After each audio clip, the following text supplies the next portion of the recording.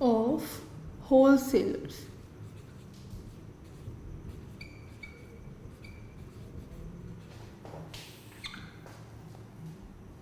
Services of wholesale, as मैंने एक chain बनाई थी यहाँ पे, manufacturer to wholesaler, wholesaler to retailer and retailer to consumer. तो होलसेलर का एक्चुअली डायरेक्ट लिंक किसके साथ है? मैन्युफैक्चरर के साथ और रिटेलर के साथ। मैन्युफैक्चरर रिटेलर, तो वो होलसेलर किसको सर्विसेज प्रोवाइड करता होगा? एक मैन्युफैक्चरर को एंड रिटेलर को। तो वो क्या क्या सर्विसेज प्रोवाइड करते हैं, let us discuss it. Stop. Wholesalers, manufacturers और रिटेलर्स को सर्विसेज प्रोवाइड करता है। तो सबसे पहले हम बात करते हैं services to manufacturer.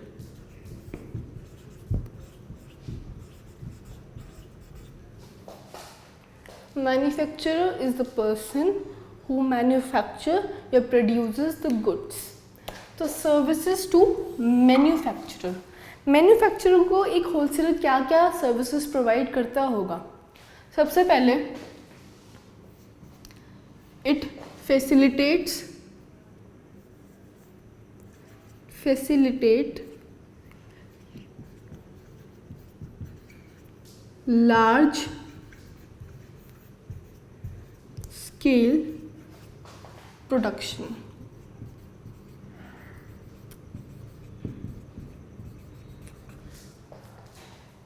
Facilitates large scale production.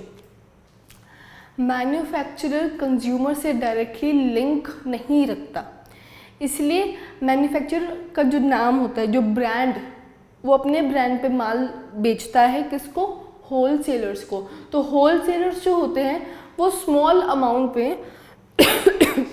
Small amount के जो अगर मैं बोलूँ कि बुकिंग्स जो होती हैं, स्मॉल अमाउंट ऑफ बुकिंग्स एक लार्ज बल्क बनाकर मैन्युफैक्चरर को देता है कि भाई इतना इतना आपका ऑर्डर आए हैं। स्मॉल अमाउंट ऑफ ऑर्डर्स को वो मैन्युफैक्चरर को पहुंचाता है कि इतने अमाउंट के ऑर्डर आए हैं, आपको ये मैन्युफैक्चर करना है।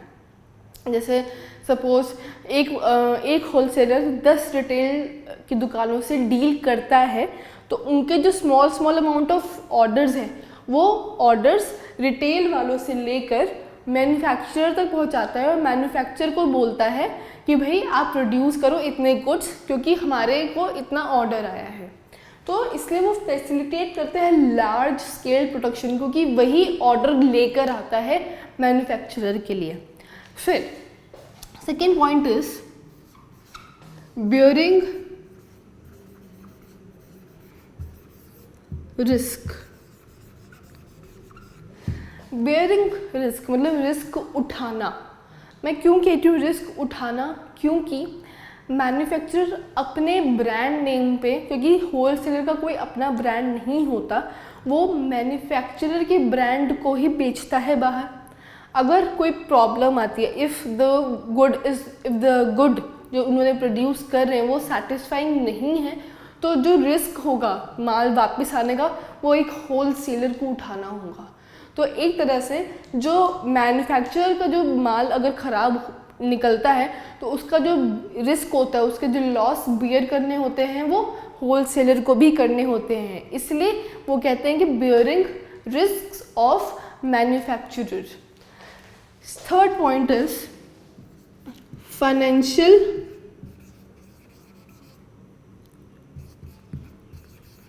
असिस्टेंस।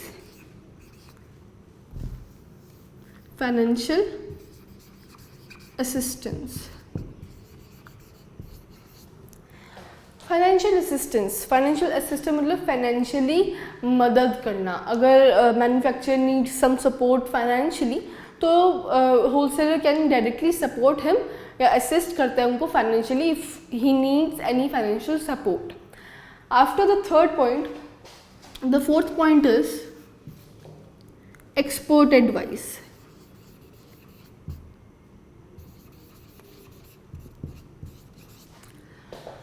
एज वी नो कि मैन्युफैक्चरर कंज्यूमर्स तक डायरेक्टली लिंक नहीं करता, there are two more hurdles between the manufacturer and consumer. क्योंकि वो डायरेक्टली लिंक नहीं करता तो बिकॉज उनको नहीं पता कि आजकल क्या चल रहा है, क्या किस चीज़ की रिक्वायरमेंट है कंज्यूमर्स को। तो जो एक्सपर्ट एडवाइस होलसेलर्स होलसेलर्स जो है उनको डायरेक्टली पता होता है, क्योंकि रिटेलर्स उनसे माल खरीदते हैं। रिटेलर्स को ज़्यादा नॉलेज होती है कि कितना कि आजकल क्या चल रहा है, क्या फैशन है। फिर वो होलसेलर को बताते हैं कि आजकल इस चीज़ का फैशन है, आप अपने मैन्युफैक्चरर को बोलो कि ये चीज़ें मार्केट में लेकर आए। फिर एक एक्सपर्ट की तरह, क्योंकि उन्हें होलसेलर्स को डायरेक्टली नॉलेज होती है कि आजकल मार्केट में क्या चल रहा है, वो होलसेलर्स डायरेक्टली मैन्युफैक्चरर को बताते हैं। उनको एक्सपर्ट उनको एडवाइस करते हैं कि आपको ये चीज़ें प्रोड्यूस करनी चाहिए, क्योंकि आजकल वो ही मार्केट में चल रही है। So that is why they gives expert advice to manufacturer कि उन्हें हेल्प करी जा सके कि वो ऐसे ऐसे प्रोडक्ट्स प्रोड्यूस करें जो कंज्यूमर्स की रिक्वायरमेंट या उनकी नीड्स को सेटिस्फाई करती हो। Fourth point, after fourth point,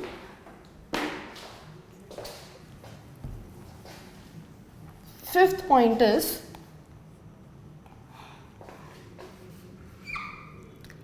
helps in marketing function.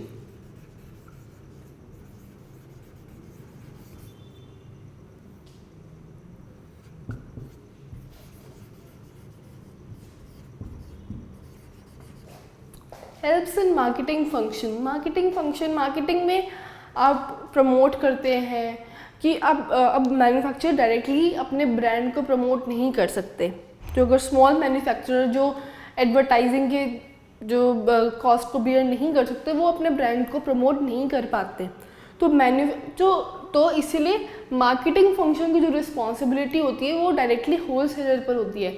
Wholesalers hoardings लगाएगा, अपने जो ब्रांड बेच रहे हैं वो अपने जानकारों को, रिटेलर्स को बेचेगा कि आप एक बार ट्राई करके देखो और कंज्यूमर्स को बेचो। तो एक तरह से वो हेल्प करता है मार्केटिंग फंक्शन में भी। गुड्स किसके हैं? मैन्युफैक्चरर के। सेल कौन करता है? होलसेलर। इसलिए कहते हैं कि it helps in marketing function. Fifth point is done.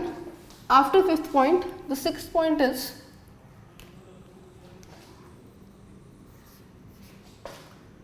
facilitates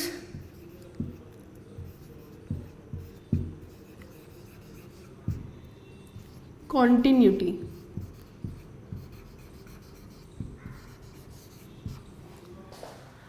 manufacturer का सारा जो काम है वो होलसेलर के ऊपर डिपेंड करते हैं। अगर होलसेलर्स माल नहीं बेचेगा तो मैन्युफैक्चरर का काम बंद हो जाएगा। तो इसलिए होलसेलर को डायरेक्टली उनको माल बेचना पड़ता है ताकि कॉन्टिन्यूटी बनी रहे। वो माल बेचेगा, आगे वो माल ख़त्म होगा तो वो जो गुड्स ख़त्म होंगे तो वो मैन्युफैक्चरर को बोलेगा, डिमांड करेगा कि और गुड्स बनाओ, जिसकी वजह से कॉन्टिन्यूटी, एक प्रोसेस चलता रहता है।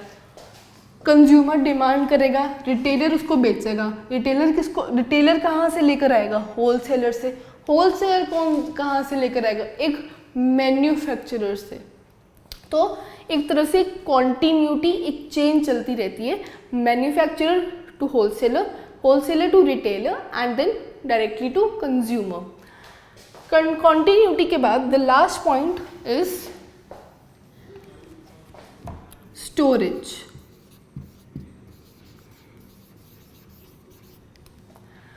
मैन्युफैक्चरर अगर अपना माल खुद ही स्टोर कर लेगा, किसी को बेचेगा नहीं, तो there is no point of producing good. वो अपना माल होलसेलर को देता है। होलसेलर एक बल्क अमाउंट में माल खरीदता है मैन्युफैक्चरर से। बल्क अमाउंट तो स्टोर करता है, जो माल खरीदता है, जो गुड्स वो खरीदता है एक बल्क अमाउंट में, वो अपने पास स्टोर कर रखता है जब तक कोई रिटेलर उससे आके ले ना ले। तो एक तरह से स्टोरेज का काम भी होलसेलर करता है मैन्युफैक्चरर के लिए। ये सर्विसेज थे जो एक होलसेलर मैन्युफैक्चरर को देता है। एक होलसेलर एक खाली सिर्फ मैन्युफैक्चरर को नहीं बल्कि एक रिटेलर को भी सर्विसेज प्रोवाइड करता है। रिटेलर्स को गुड्स प्रोवाइड करता है, उनको फाइनेंशियल सपोर्ट देता है। अब हम services to consumers, services to retailers की बात करते हैं जो एक होलसेलर देता है।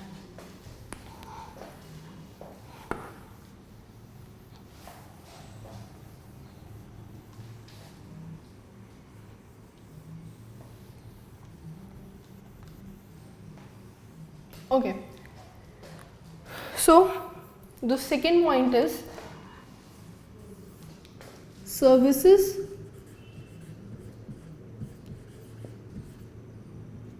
to retailers.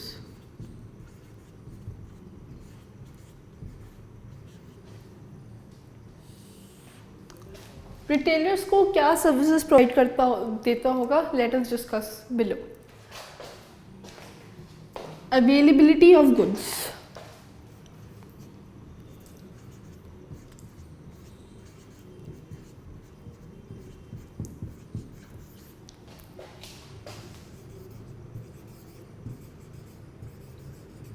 उनको गुड्स बनाकर उनको गुड्स अवेलेबल करवाते हैं। अगर होलसेलर ही नहीं होंगे तो रिटेलर्स कहाँ से माल खरीदेंगे? They can't go directly to manufacturer, क्योंकि वो इतना बल्क में नहीं लेते जितना एक होलसेलर लेता है। तो अवेलेबिलिटी ऑफ गुड्स, रिटेलर्स को गुड्स देना वो किसका काम होता है? होलसेलर का। So the second point is marketing support.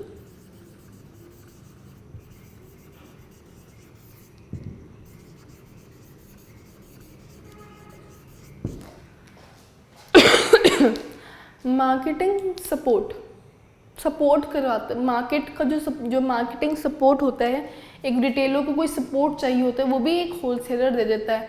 कि सपोज कि मार्केट में भी काम नहीं चल रहा तो एक होलसेलर लाइक एक एज एन सपोर्टिंग सिस्टम एक रिटेलर की हेल्प करता है। Credit facility,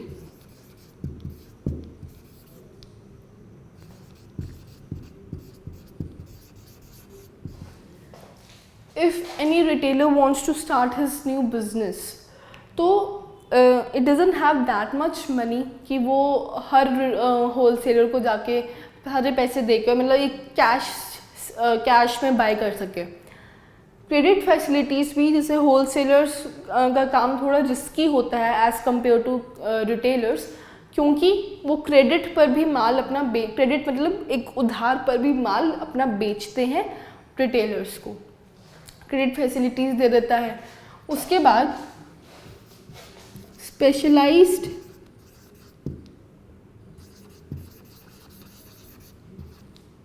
knowledge. If any retailer is new in the field of market, अगर मार्केट में नया आया है कोई रिटेलर, ही डजंट नो, उसको इतनी नॉलेज नहीं होती, तो वो डायरेक्टली होलसेलर से जाके स्पेशलाइज जो मार्केट की नॉलेज होती है वो गेन कर सकता है। तो स्पेशलाइज नॉलेज भी एक होलसेलर रिटेलर्स को दे सकते। After this the last point is जो हम पढ़ेंगे इसमें रिस्क शेयरिंग।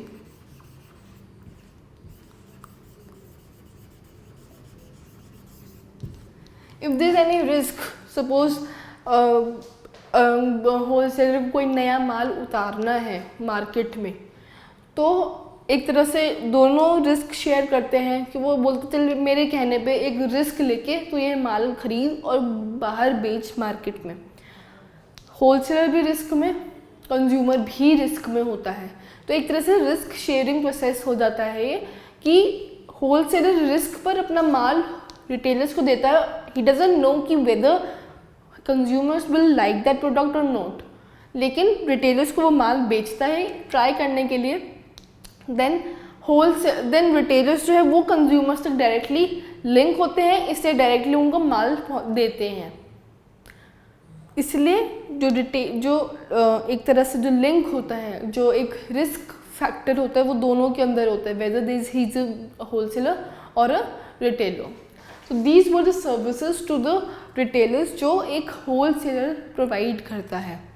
हम होलसेलर्स की बात कर रहे हैं, अब हम बात करते हैं, हमने होलसेलर की बात कर ली, now will discuss about retailer कि एक रिटेलर किस किस को सर्विसेज प्रोवाइड करता है। क्योंकि एक रिटेलर होलसेलर से और कंज्यूमर से डायरेक्टली लिंक होता है, इसलिए वो एक होलसेलर को और कंज्यूमर को सर्विसेज प्रोवाइड करता है। Late us discuss about the दो बंदों को रिटेलर्स सर्विसेज प्रोवाइड करता है, होलसेलर्स को और कंज्यूमर्स को। जो ट्रेडर्स होते हैं उनका मेन पर्पस क्या होता है? सबसे पहला ऑब्जेक्टिव जो एक ट्रेडिंग का होता है, maximum to maximum profit gain करना and to satisfy consumers need. तो ये जो काम होते हैं वो एक रिटेलर संभालता है, वो प्रॉफिट भी गेन करता है और वो कंज्यूमर्स की जो नीड्स है उसको सेटिस्फाई भी करता है। तो पहले हम बात करते हैं होलसेलर्स की कि सर्विसेज जो रिटेलर होलसेलर को क्या सर्विसेज प्रोवाइड करता है to wholesalers.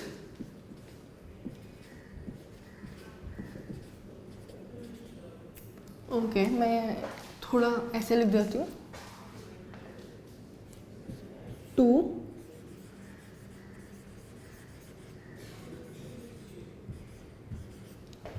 wholesalers।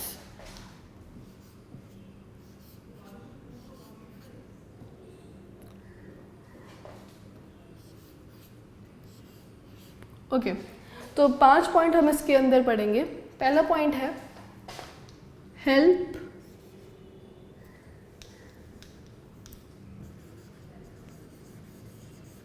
In distribution of goods.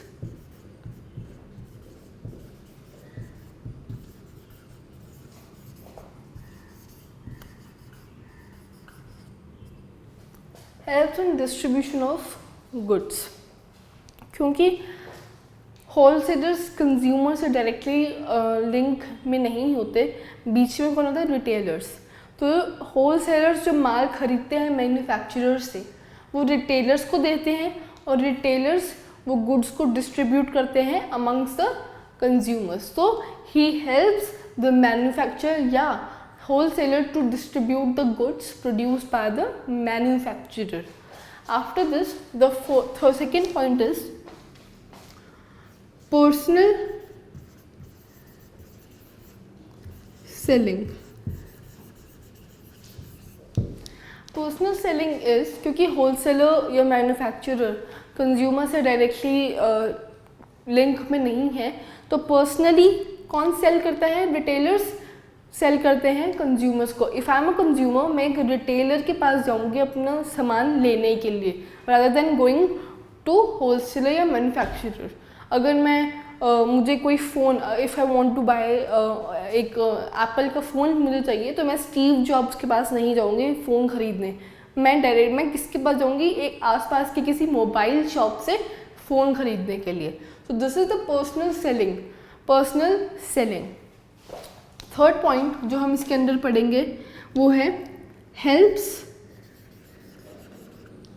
In promotion.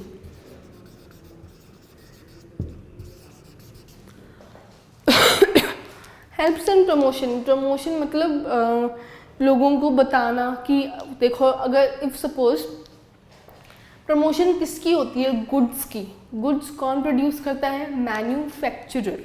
तो मैन्युफैक्चरर के गुड्स को प्रमोट कौन करता है? बेसिकली देखा जाए, अगर रिटेलर्स ने, अगर सपोज होलसेलर ने एक एक्सपेरिमेंट के तौर पर एक गुड बेचा, एक माल बेचा कि भाई एक बार ये ट्राई करके देखो, मार्केट में बहुत चलेगा। किसको बेचा होगा? रिटेलर्स को। तो रिटेलर्स अब उस गुड को, उसने तो गुड खरीद लिया, अब उस गुड को बेचने के लिए वो प्रमोटिव आइडियाज लेगा कि भाई गुड तो मैंने खरीद लिया, अब मुझे इसको बेचना है। कैसे बेचेगा?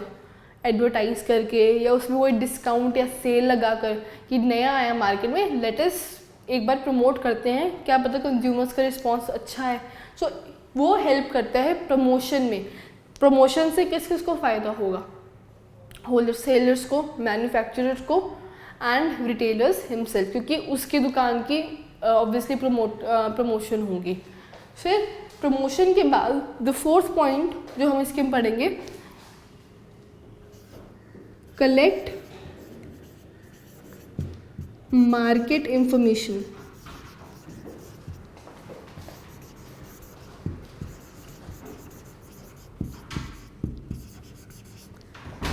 To collect market information, because जो रिटेलर्स होते हैं वो कंज्यूमर से डायरेक्टली लिंक में होते हैं। They know much better than wholesalers की मार्केट में क्या चल रहा है।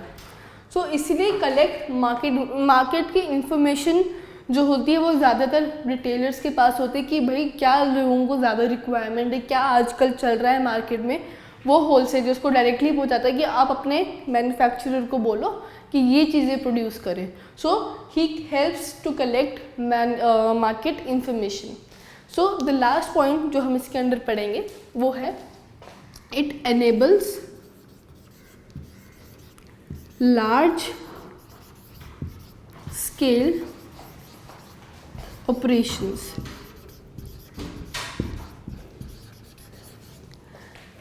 It enables large scale operations, क्योंकि एक होलसेलर और रिटेलर के जो बीच में जो लिंक होता है, enables large scale operation. Consumers retailer से माल खरीदते हैं एक लार्ज अमाउंट में, तो ऑब्वियसली एक अगर कंज्यूमर्स जो हैं उनको ज़्यादा अमाउंट ऑफ गुड्स चाहिए, वो कंज्यूमर्स को क्या क्या वो सर्विसेज प्रोवाइड करते हैं, let us discuss about. Regular availability,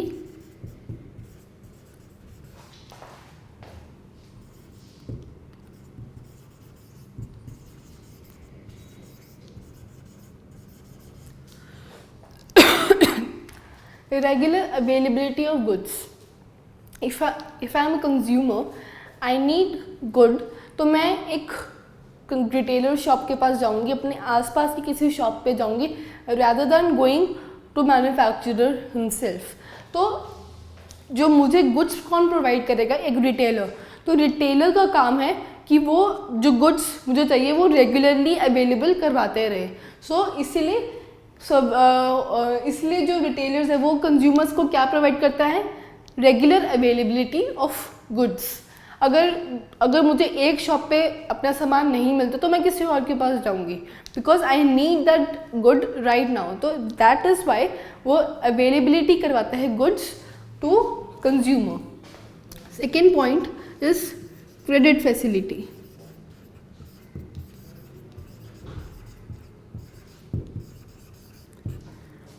credit facilities भी sometimes if I have a good relation with any retailer shop, किसी रिटेल शॉप के वजह से कोई जान पहचान का है तो मैं क्रेडिट पे भी माल खरीद सकती हूँ।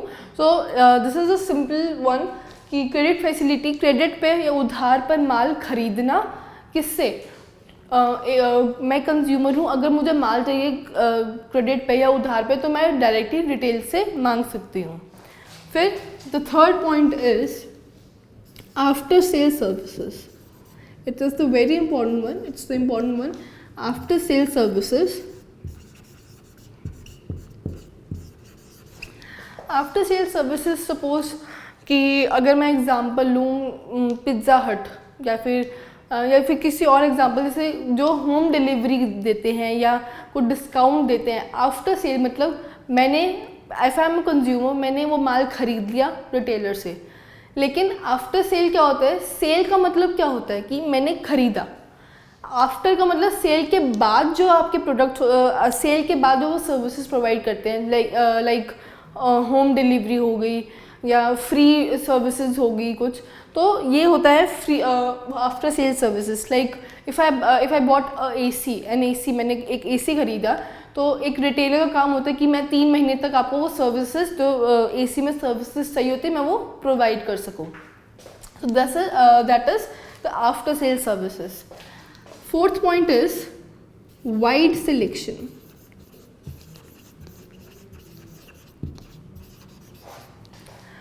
वाइड सिलेक्शन मतलब कि मेरे पास बहुत सारे चॉइसेस हैं। If I am a consumer, मेरे पास, मैं किसी रिटेलर के पास जाती हूँ एक पेंसिल खरीदने फॉर से, पेंसिल अप्सरा है, नटराज, बहुत सारे ब्रांड्स हैं, तो एक वाइड रेंज, वाइड क्वांटिटी, मतलब बहुत अलग अलग वैरायटी रखनी पड़ती है एक कंज्यूमर को, ताकि जैसे अगर इफ़ आई मुझे कोई चूज़ करना है तो मैं डायरेक्टली उनसे ले सकती हूँ। That is the wide selection, a wide range. After this the last point जो हम पढ़ेंगे is new product information.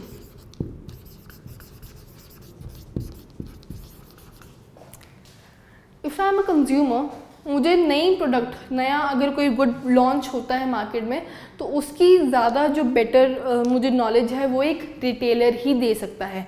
So these were the services जो एक रिटेलर देते हैं कंज्यूमर को: regular availability of goods, credit facilities, after sale services, wide selection and new product information. After services of retailers मैंने अभी तक हमने पढ़ा सर्विसेज ऑफ होलसेलर्स, जो एक रिटेलर को देता है और एक मैन्युफैक्चरर को देता है। देन हमने पढ़ा सर्विसेज ऑफ रिटेलर्स, जो एक कंज्यूमर को सर्विसेज प्रोवाइड करता है और होलसेलर्स को। आफ्टर दिस हम पढ़ेंगे टाइप्स ऑफ रिटेलर।